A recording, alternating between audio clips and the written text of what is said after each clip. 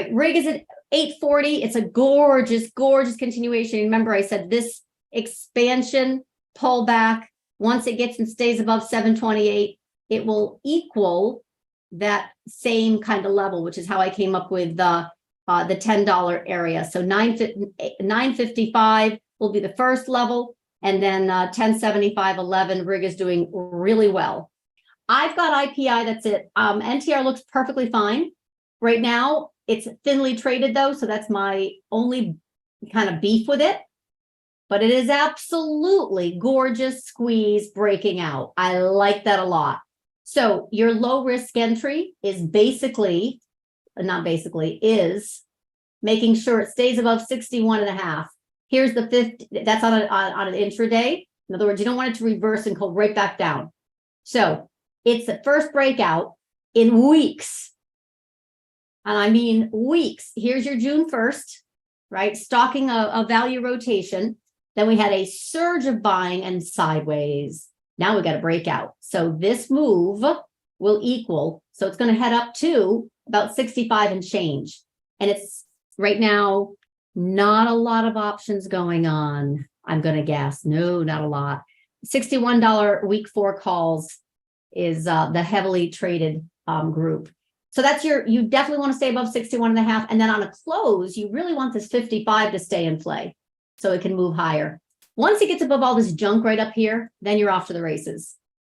It's got to get back really as a productive swing, and it will probably come here and then pull back and then move higher and then pull back.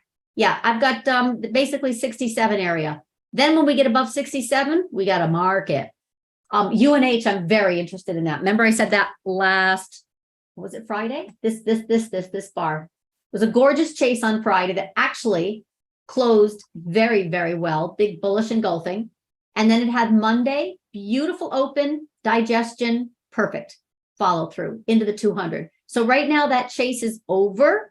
Now the question is, can we get into a swing? I'm going to get rid of this.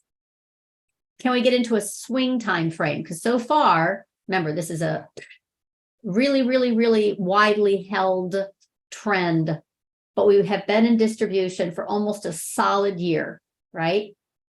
Like, not for nothing, but this marked some kind of high, and for whatever reason, in May of 2021.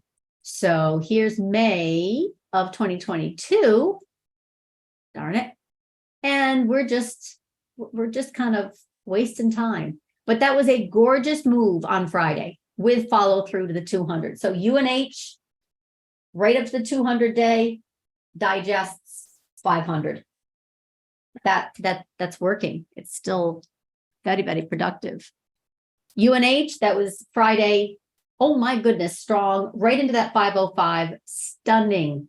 UNH was a particular flavor of, oh my God, this is so bullish. We just need follow through, and we got it. Gorgeous open. As long as it stayed above 481, this thing was moving higher into the 200.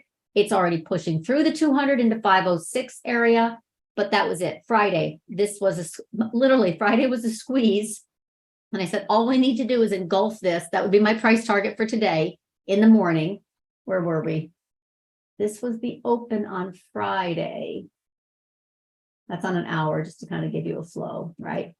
We just needed to engulf or get past this 482. So this literally has done everything. It was exactly looking like it was going to do. Perfect tag of the Bollinger Band, got right back in above all this junk to close bullish, opened up with beautiful follow through at that 481, pushing higher.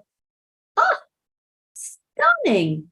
All right, so let's see if we can get more. Let's see if we can get more, but it certainly looks, as you can see, look at the gorgeous low IV, right? Look at that. And that's with this explosion of 3 days. So anyway, the point is the $500 calls are up 1,200%, right? That's if you're chasing. If you're swing trading, you still did well, right? There's no lack of chasing though. Here's the 500 calls. They're up 100%. Still. Look from Friday. I mean, it doesn't matter. You're still winning. $5 to it's still 300%.